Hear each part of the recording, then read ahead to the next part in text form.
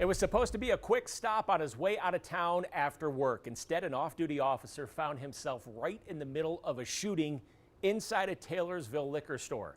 Jerry Matthews, who is now a lieutenant with the Department of Corrections, but was a sergeant with the Utah Highway Patrol at the time of this shooting back in February, was just honored for his part in stopping this shooting.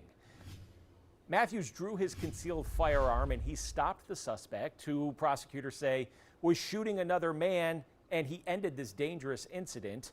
I spoke with Matthews a little bit earlier today, and he walked me through some of those split-second decisions that he had to make.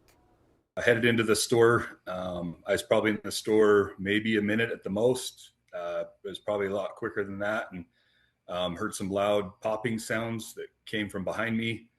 So it took me a second to kind of orient what it was. I didn't realize what exactly was transpiring behind me. As I turned around, I saw one individual getting out of a car and started chasing another man into the store. The man that was doing the chasing had a gun and was firing rounds into the store towards my direction and the other individual as well.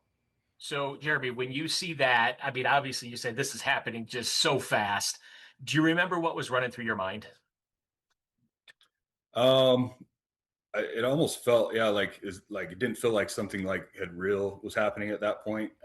It's something as police officers we always train for, and you go on assignments and stuff like that, and you're ready for those type of things. But sometimes when you're just off duty, we're just like everybody else. You're off duty, and you kind of just get in that mode, and it kind of just took a second to switch back into. I recognize what this is and what I need to do. So, so then what happens? You hear a couple of these shots, you process what's happening. What's your next move? I'm a big, I conceal carry. I still had my, my service weapon on me, at the time. And so, I made that decision to draw my weapon and, engage with the suspect at that time. And then, so you fire, do you remember how many shots? I don't recall how many it was. I fired several shots. At the individual. Did you realize kind of right away that you had mitigated the threat, or was there more to it?